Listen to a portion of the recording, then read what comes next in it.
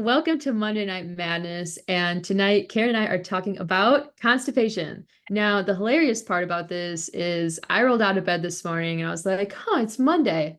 I'm like, I wonder what the topic's going to be tonight. I'm like, as long as it's not something that I've talked about 100 times, like constipation. And then I looked at the schedule and it was constipation. I was like, you know what? This is never going to stop being a relevant topic because colon health is one of the prime areas for holistic health, and so many colons in this world need more loving and need more attention.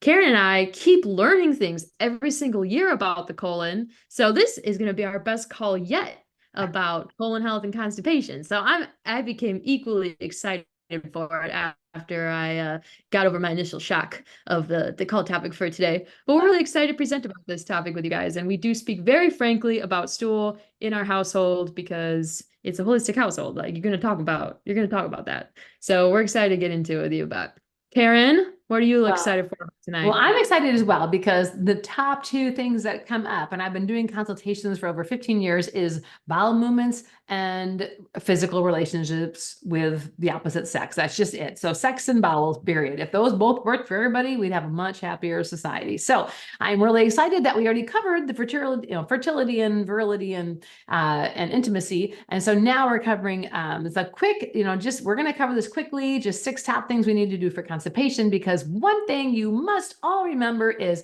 every time you eat, you need a bowel movement. It's how the body is designed. If you've had a baby, they do one thing really well. They eat, and then what do? They poop. They eat and they poop, and they eat and they poop. Every single time they nurse or eat, they're having a bowel movement. And they do that until they're 18 months or 2 years old, and they're eating all this natural, all the food from off your plate. And then they eat and eat and eat and poop on, at 4 o'clock on Fridays. And that's not regular. So like we have a really huge disconnect with bowel movements. And it's still to this day, if you have 3 meals a day, you will have 3 bowel movements a day. If you have 2 meals a day, you will have 2 bowel movements. If you have 1 big meal a day, you'll have 1 big bowel movement.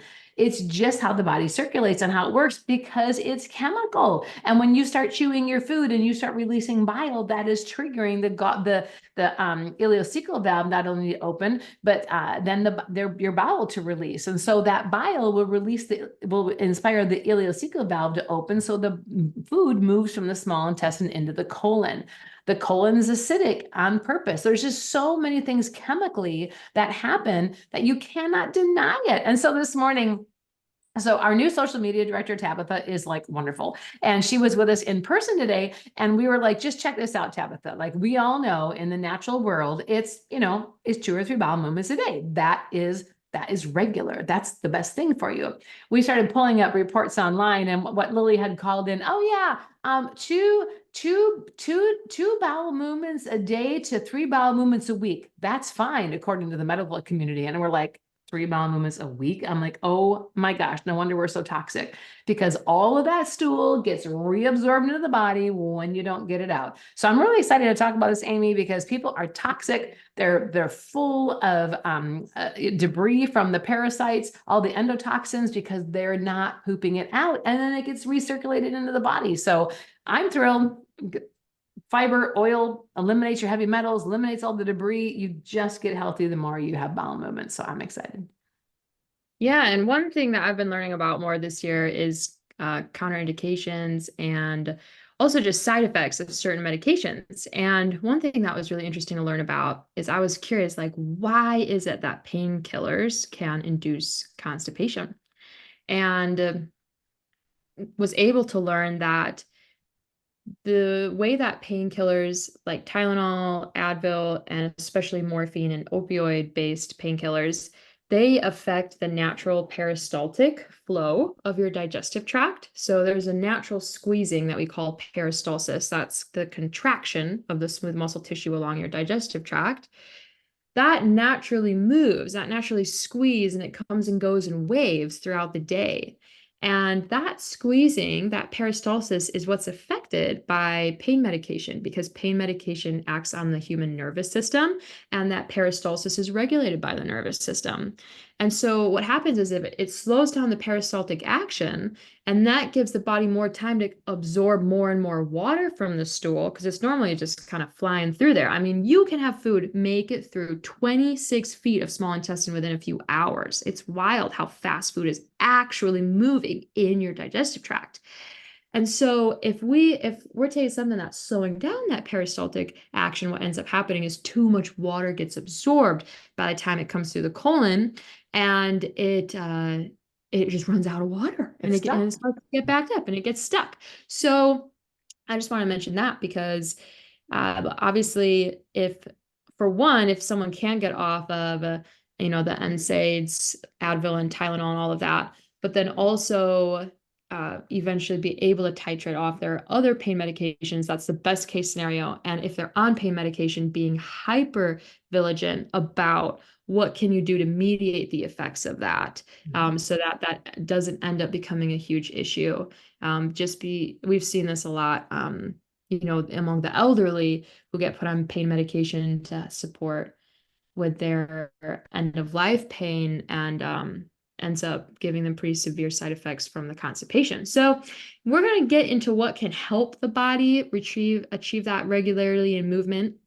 And Karen, I love that you mentioned how frequent it can be, or how normal those bowel movements can happen. And obviously, guys, that the time of day is going to vary for you. That doesn't need to happen just immediately after a meal, but that level of frequency, at least one in the morning and then one in the afternoon or evening, is a really good indication that things are moving at an appropriate pace through your body. So we can get into some tools to support with all of that now. Good. And I really want to stress the number one reason children go to an emergency room around the country is constipation. Like literally, bowel obstruction is a huge issue. So please just note that it has not changed in over 10 years. And so this is important information. Everyone needs bowel movements. And you can look at it. You can look at your poo. Like, please look at it. If it's always floating, you might have too much fat. If it's always sinking, you might not have enough. If you can see dinner from last night, you're low on enzymes. There's just so many things you can tell by looking at your stool. So don't be afraid to look at that and see what is going on. But we have to remember the stool is what's so important to keep our bodies clean. We're able to literally wipe out and clean out our body through the stool. There's only 4 ways out of the body, and the rectum is one of them. And so very, very important to keep that moving. So the number one way to do that is going to be exercise. You are the pump for that entire system. So moving the body, exercising the body, riding a bike, moving, stretching, jumping up and down, whatever it might be. But exercise is a key to movement of the body. Now there's more because again, this is chemical, but exercise is extremely key. You want to jump on that for a few minutes more, Amy? What do you want to do? Yeah, I mean, along with the sheer chemical cascade that happens in the body during exercise, just like this sounds so obvious, guys, but like the actual physical movement just helps your body quite literally move things along. And I always joke around, it's like if you drink a blueberry smoothie and skip rope for 15 minutes and you don't have any sensation to go to the bathroom, it's like, okay, we might have a deeper problem there. But that's like a pretty good first step, is like, how much jumping have you done? How much moving have you done? Because that sheer level of nervous system stimulation and physical activity is just, it's unparalleled in terms of what's going to help with bowel movements. So I'm glad you started off with that. Well, I also want to mention, because I have worked with a lot of the elderly people, and I do honestly believe more people die of constipation than you will ever know, because they put it under something else, but it's Yep. constipation. I know this. I have been in the hospital with older people, and literally, they can't go home until they poop. But in the hospital, they are not in the hospitals I've been in doing enemas on a regular basis. It's one every week or so to get those bowels movement. They're taking everything topically, I'm not topically, but from the top down, when from the the bottom up is how we need to be working. And so movement is important for those people. You can roll them back and forth and back and forth in the hospital bed. You can pump on their feet. You can, if they're at home in a wheelchair, you can put their feet on a trampoline and jump up and down on it. We must move their body. So if it's someone just stagnant laying there all day, yeah, constipation is going to be an issue. And then they're going to be going to stool softeners and all that junk. But actually, we could be actually moving the body, getting on one of those, jiggler machines or exercise machines. If nothing else, at least they can be getting on that. And then I really firmly believe magnesium is a big key. Magnesium and fiber. So you have the movement, exercise, but magnesium and fiber are key because magnesium is going to relax the muscles. Calcium restricts the muscles and magnesium relaxes the muscles. So your colon is a big muscle. Your heart is a muscle. These are muscles that need magnesium. And so increasing the foods that naturally have magnesium, very important, or taking a magnesium supplement once a day to at least help your bowels, help the heart with the AFib, whatever it might be, but getting those muscles relaxed more. And magnesium is needed for so many more things than just having great bowel movements, but it is key to having good bowel movements, which is why you see so many of these magnesium fizzy things. You add a half a teaspoon to, and you add warm water and it fizzes up and you drink it. I'd much prefer people were actually eating magnesium rich foods or taking a supplement that is very strong in magnesium. There's different types of magnesium, by the way. But that is something that will definitely help. I will tell you, at least working with all of the clients I've worked with, is that they might be on a magnesium supplement while they're incorporating more magnesium-rich foods, but then they can taper off that magnesium supplement, so it's maybe only a couple times a week. So it is something that will very much help. And then the fiber, just the fiber is going to sweep that gut, is going to sweep that GI tract. And the best thing about fiber is it's going to pull in fats. And so we are able literally to get chemicals into the fats. When you're taking binders, the binders are going to be grabbing toxins that are in your digestive system and pull it into the fat, which the fiber is going to grab out. And so it's just an incredible way to make sure that the body is actually cleansing itself. And people without fiber, they have tiny little poops, they're really like ribbon length, and when you've got good fiber, you're going to have a nice sized bowel movement. You're going to be like, wow, that thing's amazing, right? Where'd that come from? So I think it's just very important to make sure that we are all eating enough fiber, which only comes from fruits and vegetables, nuts and seeds and plants. So very important. That's right, Karen. And there's so many virtues to fiber.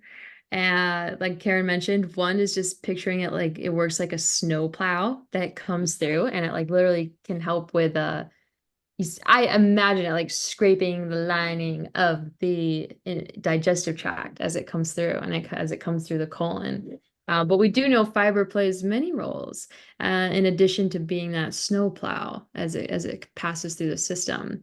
Mhm. And I will speak just for a moment on some of the other virtues of fiber. One is that because it's not easily broken down in the small intestine, the little microbes that bury into the fibers of fermented vegetables is what makes them such an effective vehicle of delivering probiotics to the colon.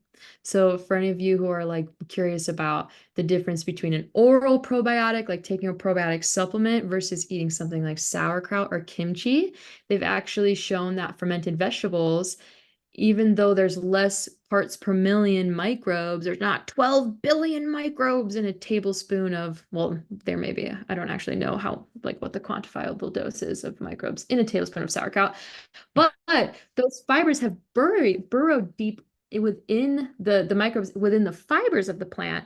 And since that fiber doesn't get broken down and it carries it successfully into the colon, which is very interesting. So one of its many features is to be a vehicle for healthy gut bacteria.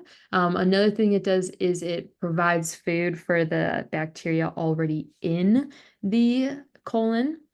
And many of you have studied about the microbiome. And one thing that I think is so cool and fascinating is just how opportunistic microbes in the gut are. and you will have the most resilient strains of good gut bacteria clinging to your colon wall, waiting for that little piece of radish or walnut or celery stalk to come through to jump down off the wall and be like, that's my food, and start eating it.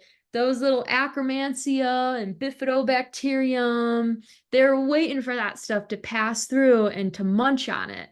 And so, yeah, if you don't have a lot of fiber in the diet, it definitely can give you gas to just suddenly start eating a plant-based diet, because the microbes that help you break that down aren't in high abundance yet. It takes time to cultivate that. So that's what they'll say, like, ease into some of this stuff, because you can't just overnight have a gut microbiome that can handle 30 grams of fiber overnight if you've been eating 5 grams of fiber for the past 10 years.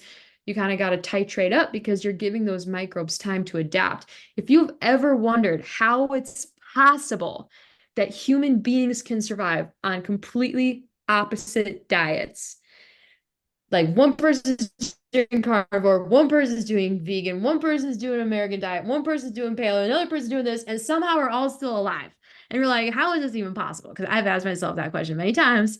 It really has to do with how adaptable the microbiome is. The microbiome will adapt to the foods in your gut. This is one reason why people who go carnivore and then they start to eat plants, they're like, plants are horrible. I ate a plant last night and I was like completely sick. And it's like, actually, you just pull off all your Akkermansia and strains of Bifidobacterium and some of your lactobacillus. And so that's why that plant material was undigestible to you, because you no longer had the microbes to assist biome adapts. It's what's allowed the human species to live this long and what allows us all to have different diets and still survive. So just know the microbiome is going to adapt depending on what you eat. And fiber is a great fuel source for the bacteria in your body that produce nutrients. So good bacteria create nutrients for you. Bad bacteria create endotoxins. And the nutrients that we're looking for are your B vitamins, short chain fatty acids, and other helpful postbiotics. So did you guys who's heard of postbiotics before? You may have heard of prebiotics and probiotics. Has anyone heard of postbiotics? So postbiotics are the chemical compounds that healthy gut bacteria make. Postbiotic. There's also something called a psychobiotic. Those are the end products of gut bacteria that affect your psychology, your mindset. They have isolated strains of bacteria that play a key role in your body's axis of cortisol and your stress and coping mechanisms. And people who have severe stress maladaptations are missing these strains of bacteria that help regulate the hypothalamus adrenal axis, which relates to cortisol secretion. So, Karen, I'm going off the deep end again. Yes. Sorry. You Mhm. can reel me That's in. okay. Reel me in. We're I'm done. here to talk about the 6 simple ways know. to bowel movement. Okay. Oh my word. It's okay. We're like, Bowel movements? that's what we're talking about tonight. What do you think of that? You have them, I presume. Did you hear about the movie Constipation? No. That didn't come out. Oh gosh, really? Okay, for those of you who are new, this is my husband Greg, and he is the comic relief. So, you know, I just appreciate that you didn't tell him what the subject matter was before you brought him on. So welcome, you know, Greg. I Yes, thought we're he would talking just- about stool this evening. yeah, we're talking about stool tonight. You want to talk about your stool? Like it's the first time that Karen and I have discussed stool. It's Let's true. just say the pillow talk is smoking. Hey, baby, that's right. Well, you know what? And those of you who are moms, it is okay to ask your little kids what their poop looks like. Like, hey, just don't flush. Let me check it out, because you are going to be able to tell so much about the health of your children and yourself I've never looked at his poop, just so you know, and your spouse. But anyhow, by looking at their stools, and don't do it on your spouse, that'd be weird. I don't do that, but it is super important for you to understand what's going on with your kids, especially if they're sick. That is very, very, very important. And so I've seen some comments here coming in, but it's true, like going into a heavy metal detox, you can't do that unless you're having regular bowel movements. Going into any kind of detox, you don't want to do unless you're having regular bowel movements. Your liver cleanses through the gallbladder, but you don't do a liver and gallbladder cleanse unless you have really good bowel movements. But remember, everything needs to come out. And if it's backed up, it gets stuck and it circulates through your body again. And that's what is so key, is understanding if you are not pooping, it is being recirculated through the body. Define regular bowel movements. A regular bowel movement, Greg, thank you, would be 2 to 3 bowel movements a day, and they're going to be larger, and they're going to be 5, 8 inches to a foot twice a day. So you're looking for good size bowel movements. Now, Amy had brought up something really interesting, because people who are like all keto and not much fiber, they're going to have a harder time with that. But then they need to up more magnesium. They need to do something to still get the bowel cleaning. It's important. Yeah. Yeah. Those stool requirements are definitely that we talk about, or those stool regularity is definitely with a more plant-based approach. People on meat is extremely highly absorbed by the body. So you do poop less when there's like a higher quantity of meat in the diet. Or if that's making up the larger amount of your body, because it's amino acids. And as long as you have enough enzymes, that does get broken down and gets utilized by the body. So if someone's doing a therapeutic diet, such as carnivore, for like a few months, absolutely their stool is going to drastically decrease, because the plant fiber is what's creating that like quantity of stool that Karen and I are talking about.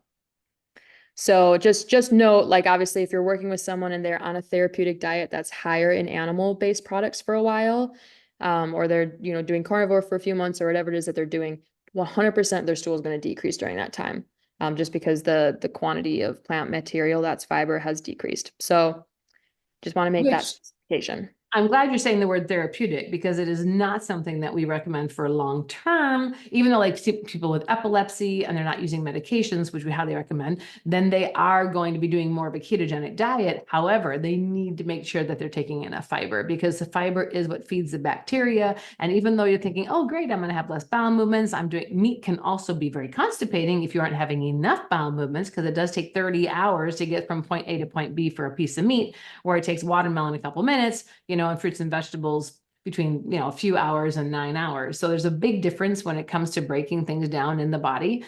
But if your children are eating more meat, or you are eating more meat, you want to make sure you have enough fiber, because meat will not proliferate and diversify the microbiome like plant fiber will. So make sure you have that. So yes, Amy, I'm glad you said that. We are talking about more fibrous, eating a salad, drinking some smoothies, eating vegetables for fun, diet, because that's the one that we do promote quite a bit. So awesome. Okay, so we got 3 covered so far.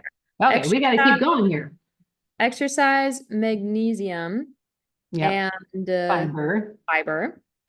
Jump into probiotics right away, because probiotics we've been talking about them the whole time, so that won't take long. So we obviously need probiotics why don't we talk about probiotics right away, and cell phone use? I would love to. Do you mind if jump in, girl? Greg, can I teach you something crazy about microbiome and probiotics? Oh, please do. Okay. So Greg, imagine this. You have a twin brother. Oh dear. You guys share 99.99999999999% identical genes. Okay. But now you're at the ripe young age of, 40. I'll do you. Give me a little favor with that one. There you go. And let's say you have 2 totally different health outcomes in your body. You're experiencing one thing and he's experiencing something different. And they go in and they do a microbiome analysis on your body. The proportions of different microbes and the level of variety could vary up to 95% between you two. So even though you had 99.999% the same genes, your microbiome diversity, you might only share 50% of the same microbes. between you and here and between you and him. And so that 50% difference is going to play a huge role in a lot of the chemical reactions that are happening in your body. And so that is definitely one thing that heavily contributes to this topic we're talking about right now with colon health and gut health and constipation, because many of those microbes play a role in breaking down food and in maintaining a healthy mucosal layer of your digestive tract. You want the right amount of a protective barrier throughout your small intestine and your colon. It's good to have just a little bit of mucus wrapped around your stool when you secrete it, so that it almost just like slides right out and doesn't leave a mess. You don't have to wipe 100 times. That's a really healthy sign. You're supposed to have a little bit of a mucosal layer in your colon. And so when you have the right microbes, it's maintaining that healthy mucosal lining. It's helping your food break down. It's helping your nervous system stay regulated in order to have the right peristaltic action. And so it's very important to, make sure you have the right microbes in your gut. Isn't that interesting, Greg? Fascinating. Thank you. So it does bring up a great point, because there's people who like they have a bowel movement and it's like takes forever to wipe. That is not a good sign, guys, right? That is a sign that, ooh, I need to have more probiotics. I need to have more salads. I need to do something to diversify my microbiome. So Greg, the next time it just isn't coming out clean, you just got to tell me, well, it's You did not sign him up for this. You did not sign him up for this. That's okay. I did the intimacy one. I can handle anything at this point. That's true. But a So lot of people wonder, and that is a sign. So yes, if the stool, if your stool is very thin, that's a bad sign. If it's always floating, that can be a bad sign. If it's always sinking, that can be a bad sign. If you see last night's dinner in that, if it's hard to wipe up, these are all things to be aware of, because What if it feels like a brick wrapped in barbed wire? Is that bad? That's a bad sign. Okay. That's a bad sign. And we don't want any bricks, guys. No, and it should just come right out. There shouldn't be this, oh my gosh, it hurts. I just gotta get there. Oh my gosh, all the pushing. No. That means we don't have enough water. It's not breaking down properly. So these are just things we need to be aware of, because people don't talk about this enough, and we need to be able to sit down and have bowel movement. You don't even know it just came out. You look, oh wow, that was great, and then off you go with your day. So that's ideally where you want to get to. right. And you mentioned water there, so we can naturally segue into water unless there's more you want to talk about related to Water's great. Okay. So water, for obvious reasons, we want to keep enough water in the gut to help keep things hydrated. But just so you guys understand why dehydration leads to constipation, one is that the body is just reluctant to pass stool if it's not adequately hydrated, because stool inevitably will come with like moisture loss from your body. And so if your body's not hydrated, it's reluctant to let go of that, which is one reason why you can wake up in the morning, have the sip of water or like the sip of something, and your body's like, oh, okay, we're getting hydrated. Good to go, guys. Boom, trigger a little stools, action down there. So part of it is just giving your colon confidence that hydration is on its way. And the other reason is for obvious purposes that if there's not enough moisture there to begin with, things literally dry up, because your colon is designed to absorb water out of your colon. And if there's just not enough moisture to begin with, it actually will become prematurely dry, because your colon's not just going to magically know when to stop absorbing water. That's like not how osmosis works. That's not a conscious decision that your colon makes to absorb water. So if there's not enough water, it dries up too fast and it gets stuck there. So 2 reasons. Someone mentioned constipation and diarrhea at the same time. So that's actually a very common phenomenon, because the diarrhea is often the result of pushing fluid around backed up stool and around constipation. So those 2 conditions often coexist, actually. And that can take a more intensive intervention. It really depends. This is one area where it's like the fecal matter has almost become like clay, like it's become very dried up and hardened. And this is one area where enemas and colon hydrotherapy can be beneficial at this point, because when the moisture goes in there and is allowed to sit for a while, it can saturate whatever fecal matter is in there and saturate it with moisture, which can then, along with the fact that any type of like colon hydrotherapy or enema is actually very stimulating to the nervous system, which is going to trigger more peristaltic action. So both of those activities have been like historically known to be one thing that can help with that. Just saturating the area long enough to allow that stool to finally move along. And then the other huge cause of that is lack of microbiome diversity, because you want to hit the right balance of microbes in order to maintain a mucosal lining and achieve that happy medium between constipation and diarrhea. And I think I want to piggyback off that for a little bit, Aim, because like, I mean, relieving constipation is probably the number one thing I've done in the last 15 years for people because it's so prominent. And so not only taking the magnesium and exercising and drinking more water and making sure your probiotic count is up, but there are a couple supplements that can help. And one of them is called Natural Colon. It's from Greek Island Lab. And I threw a little, we do have our online stores getting there. It'll probably be a few more weeks till it's up, but if you want Natural Colon, just email that and then Jade will send that out. But Natural Colon is all organic herbs. It's collected from the islands in Greece, and it is fantastic. So it's a great supplement. It's beneficial. It encourages peristalsis. What you want to be careful of is if you go and just get senna, right? You just get some kind of supplement to relieve constipation because you know you need to. The problem with that is you aren't teaching the body peristalsis. You're not encouraging peristalsis. You're just eliminating the body with a colon flush, which is great. Get all your stool out, but you also want to take herbs that will help rebuild the colon so peristalsis comes naturally. The other product that we love is like a lower bowel formula.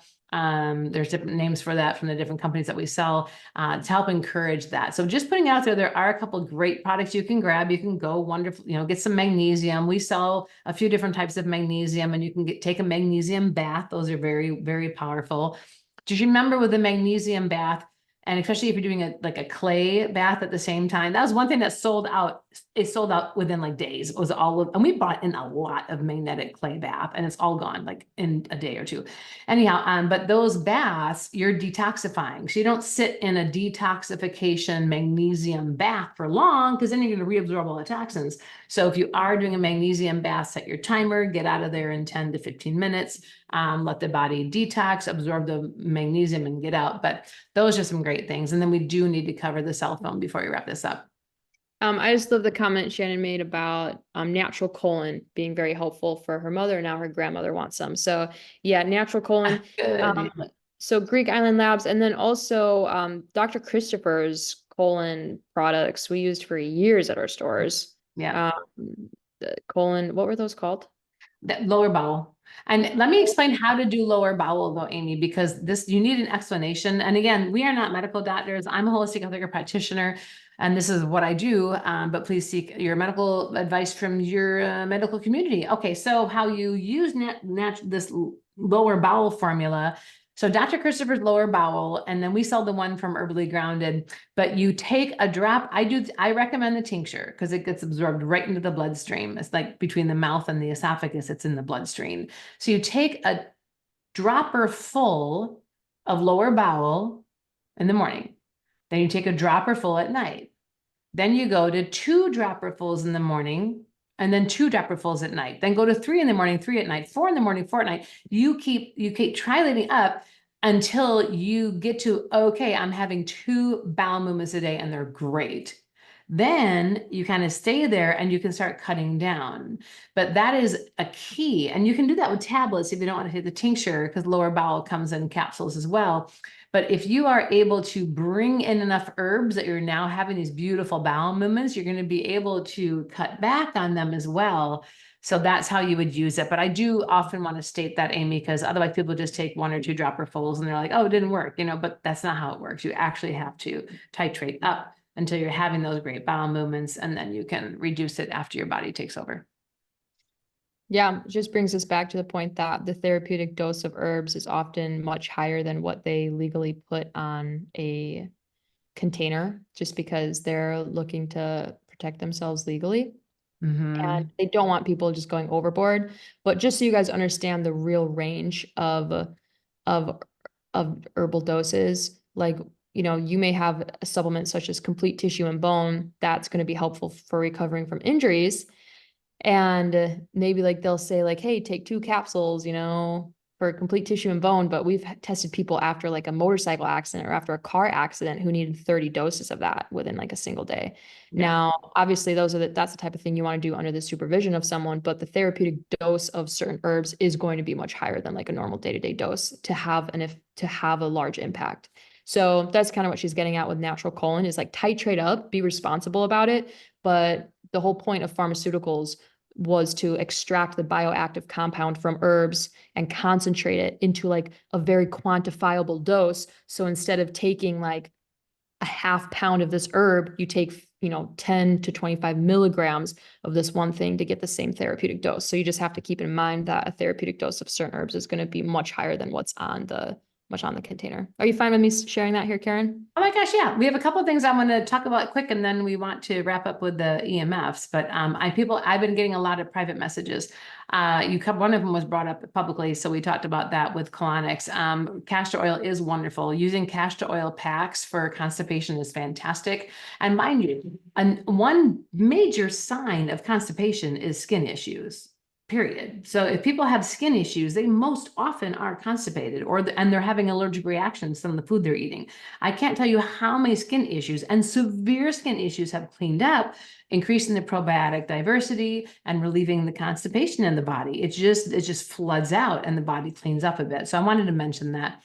And then good question, T, about what does it mean when the body takes over? When you're at that higher dosage of lower bowel or whatever you might be taking, and you're having bowel movements 2 or 3 a day, or even 1 or 2 really good ones a day, just start cutting back a little bit on the herbs so your body can start adjusting and taking over some of that. Isn't this fun? It's fascinating. Want to talk about EMFs on your Sure. phone? Why don't we talk about EMFs? Well, and do you the want to phone? share anything about the phone in your pocket or anything? No. He's always, I just thought I'd offer. I mean, he hears me talk about this stuff all the time. Phone. It's not in his pocket. Not in my pocket at the moment. Here's my phone, not in my pocket. That's right.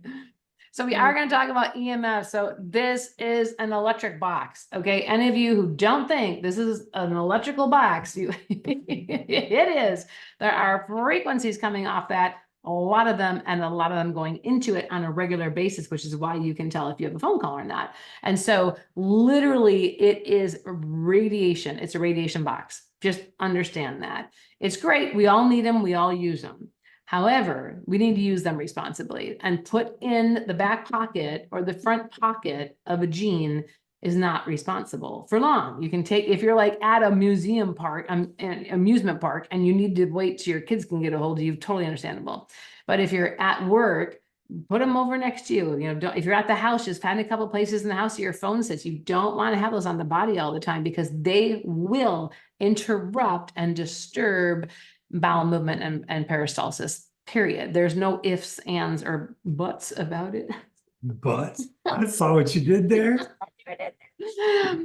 Anyhow, so we do recommend being more cautious with your. Yeah, and they actually have developing evidence for this. So this is another one of those things where we people in natural health were talking about it for like probably about 20 years before like traditional medical science started speaking about it, which is fine. There's an understandable lag time there to conduct more extensive research, but this is where the precautionary principle is so important, because they're now able to just do more studies related to like the quantifiable effects of that radiation with that close of proximity to the human body. So we're just wanting to keep our cell phone, off of our body, talk on speakerphone, keep it in a purse instead of in your pocket when you're walking around.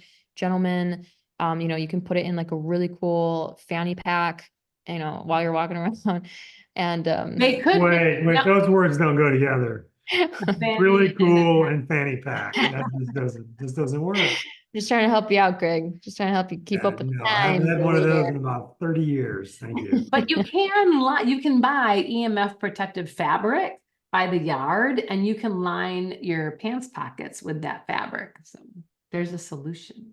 Oh, that's very cool. I wish I had that because I had a job where I did have to keep my phone in my pocket. I was doing like summer sales when I was going through college to, pay for my tuition during the summers. And straight up had like radiation poisoning on my legs when I got home from the summer. They were in so much pain, and I used like this cool tachyon lotion to like help relieve it. It was great. But the point is, I wish I'd known about that fabric insert at that time because that would have been very helpful. They So might not even yeah, had it back then. yeah. And that's right, Felicia. There are Faraday bags now. So bags. Sorry, that was the Wisconsin in me that came out. Faraday bags.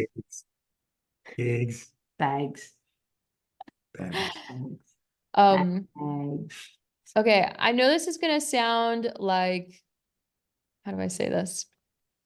We've been just speaking like really frankly about this, but what we don't want is like the stress about our stool or the stress about our health to make things worse, because the nervous system is the last thing we haven't really spoken about, in the vagus nerve. And the vagus nerve is the primary nerve of your parasympathetic system, which is your rest and digest system. And a lot of gut disorders can actually be traced back to just chronic stress, just because when the nerves aren't firing, it decreases peristaltic action and redirects blood flow, and just digestion slows when the body's more in fight or flight compared to rest and digest. So we hopefully delivered some value with this call without totally stressing you out over the number 2 topic here this evening, because we're not trying to stress you out, but we are looking to give you fantastic levels of just hope for what bowel activity can be for your life if you don't have that right now. Because it is such a key cornerstone of ongoing health. So please take what supports you, and don't be too stressed out about this. We're hoping that this can be a fun process no matter where you're at in your journey, getting the colon all fixed up.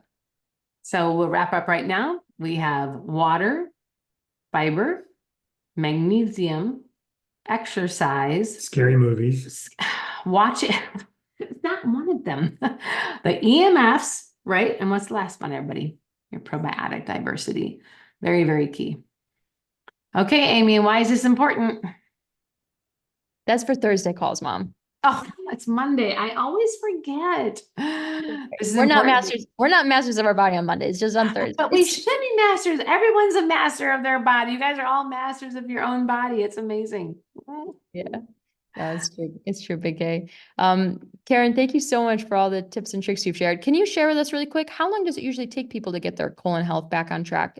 Like, let's say someone comes in and they've been with constipation for a while, what's the timeline they're usually looking at? We can usually get a bowel moving pretty well within a week. There can be a few days, it can take a little bit of time. Ooh, it's gonna get a little stuck, it's gonna get a little harder, and then it can open up and it can really open up nicely. So that's about a week to get it back to where sometimes, we can do things to get them out, and right. Back to normal health. We can do things to have a bowel movement tomorrow, but that's not going to be very pleasant, and so I'm saying, but then after You have pleasant bowel movements. I have beautiful bowel movements. Thank you very much. So, but then like really regulated a good 3 to 5 weeks to just be on a constant regular, because it's going to take that long to see, okay, I need magnesium twice a week. I need lower bowel. You're going to find that regular rhythm, and then you're going to just incorporate foods that are going to help you naturally have bowel movements. So I've done it for so many people, bedbound, children, adults. It is going to vary, but it really, those six principles are what it always comes down to, being huge. And if they're on a lot of medication, bowel constipation beats liver is a side effect of all medication, is having liver issues and liver disease, period. That's not every single insert. And then constipation is next. And so it is important that we do pay attention to how many drugs somebody's on, and be aware that can be causing some of the medication, the constipation issues at all. Or if you don't have a gallbladder, because gallbladders, that's what triggers bowel movements often. So if you don't have a gallbladder, make sure you're taking bile salts. So. Amazing. Okay, Amy. Thanks, Karen. We can end with it. I don't mean Okay, here we go. Because you are the master of your body. Thank you all for joining us on constipation.